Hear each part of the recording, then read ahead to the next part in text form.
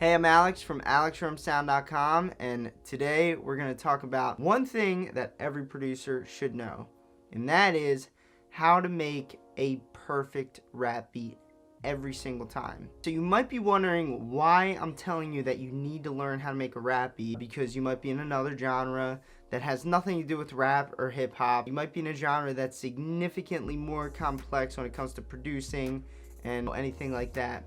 So why am I telling you this? Why am I telling you that you need to learn how to make a rap/hip hop beat? Here's why. Because rap beats are extremely simple. Rap beats consist of minimal leads, drums, and a bass line. And if you can make a perfect rap beat every time, that means you understand perfect structuring of a song. Doesn't matter what genre you're in.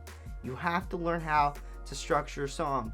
So what making rap beats will help you with is taking minimal layers, leads, bass, drums, and trying to figure out which arrangement of those three important layers you have to do in order to end up with a structure that's interesting enough. So here's what we're gonna do in this video. We're gonna take a little rap beat that I have here. It's just a loop. It's a 15-second loop. It has a lead layer, bass layer, drum layer, and what I'm going to do is I'm going to take that little loop, that 15-second loop, and lay it out to become a whole entire track, like a full-length track. Before we get into it, you know that I like to shout out people who steady comment and like my videos pretty regularly. So what I'm going to do is I'm going to read a comment here that was left on my latest video. Leonard Person asks, can you program kits on one channel to make producing easier and then send them off to separate channels later? Yes, you would do that with a sampler. So go ahead and look up a bunch of tutorials using a sampler. Logic has its own sampler called the EXS24, so check that out. Alright guys, let's get into the video. Alright guys, so we have our project open here.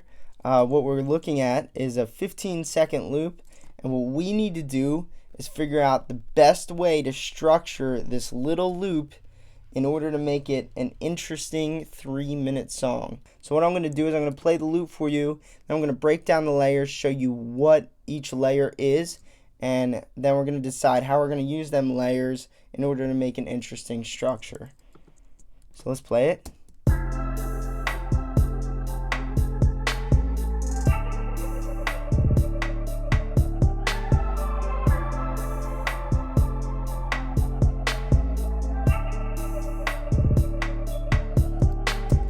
So we have our kick, sounds like this.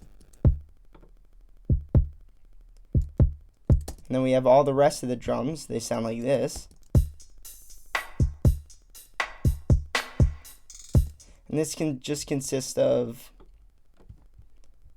a main hi-hat line, and then a slower hi-hat line.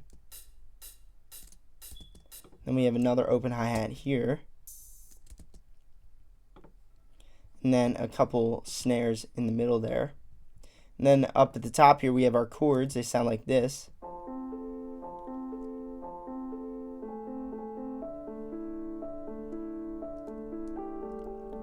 And I'm thinking those will be the whole driver for the track. We can structure the entire track just based off of those chords.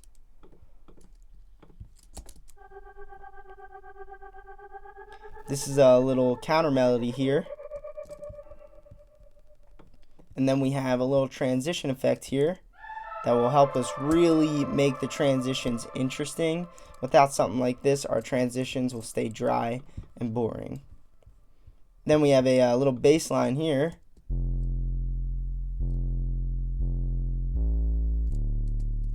Like that. So let's get into it, guys. Let's make a sick 3-minute track out of just the scraps we're given.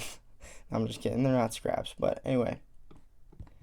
We have our chords here. So I think the best thing to do would be start with the chords. This way we can sandwich the chords in between a lead, bass, and drums eventually. So when you're composing a track, try to think about how you can save certain elements the longest. If you were to start a track with every single layer your song is done. You have no, like, there's no point to work up to something if you throw everything in now or in the intro. So the best thing to do is start out with minimal layers and save things as long as you can. Bring them in later. Like, if you don't need to drop all your elements right after this intro, well, what elements can you drop to keep it interesting? So right here we have an intro. It's 8 bars. I have a nice little rule with bars. I call it my 8-bar rule. Bring something in every 8 bars. Doesn't matter what BPM you're in. If you go more than 8 bars without something interesting happening, your song's going to be really boring and really repetitive. So what I'm going to do is I'm going to double those, and we're going to bring in some percussion. Let's see what it sounds like. Let's see what this progression sounds like.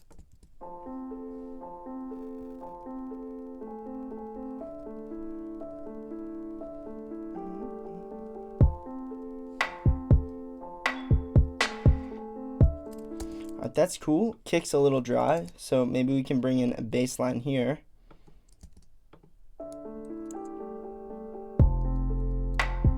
Keep in mind I'm bringing 2 major elements in, the bass and the drums at once. So that means for the chorus, I'm going to have to really make sure it's interesting enough.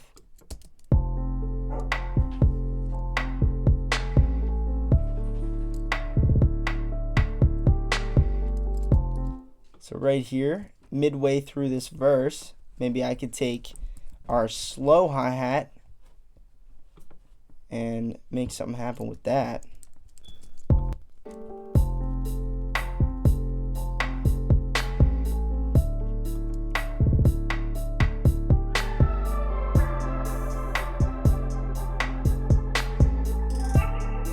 And right there, we're going to get into the master loop, which is the loop with every single layer.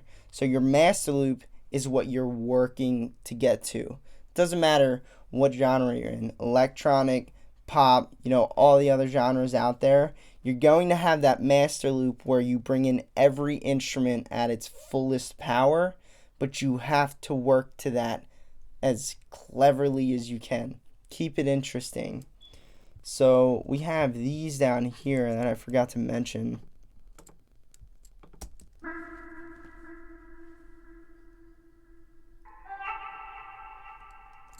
And these are just little accents that will keep the silence alive.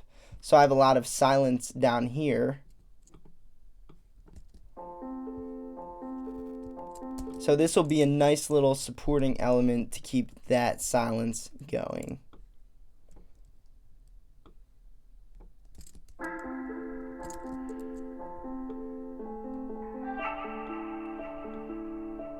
Anytime you're making atmospheres, they can't be intrusive, so these obviously you're going to see are panned, and this one's spread. So none of these are going to be in the mono, and none of them are going to be too loud. They're just accents keeping the silence going, or keeping the silence moving.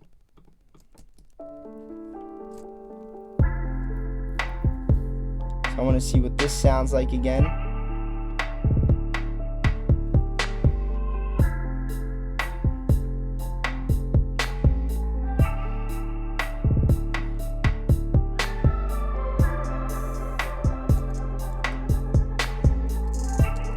So that might even be like, the structure here might even be like, this is the whole verse, and this could be the hook. Because I can imagine singing here, and then rapping here, or some kind of sing verse there. Melodic singing verse there. That would be cool. So the way I would structure this now, or take this and keep it going and keep it interesting, is I probably take this working loop, just like this, and just circle it around like that.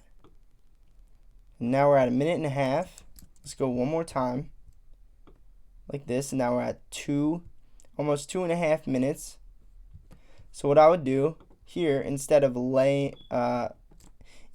ending the song kind of on the master loop, you always want to let your foot off the gas. Well, most of the time, I hear plenty of songs that do end the song on the master loop, or the drop, or on the chorus. Plenty of songs do that. But what I like to do is let my foot off the gas a little bit, maybe tone everything down. Kind of like degress the progression.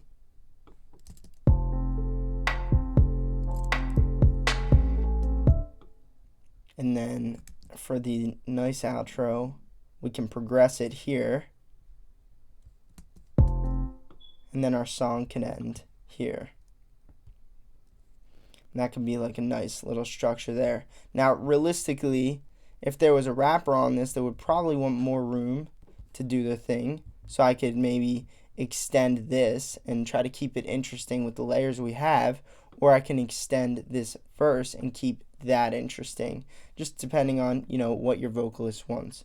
But right here is my entire structure. I'll play again from here all the way up to here, so you can hear how all the layers kind of come in and keep everything interesting and keep everything going.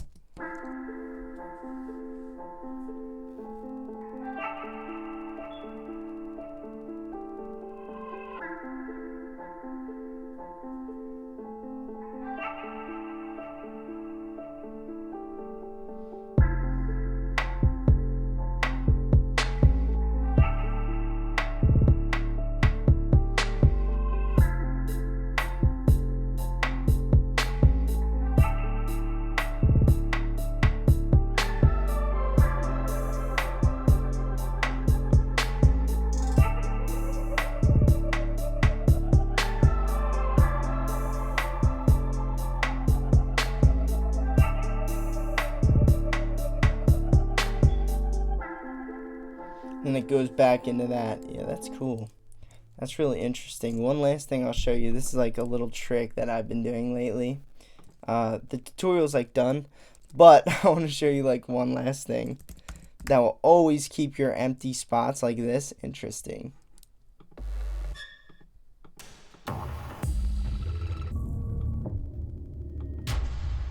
I take this little heavy slam here,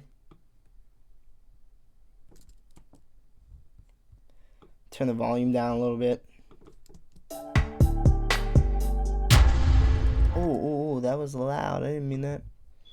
But we cut it off and just give us the low frequencies here, because there's no bass line.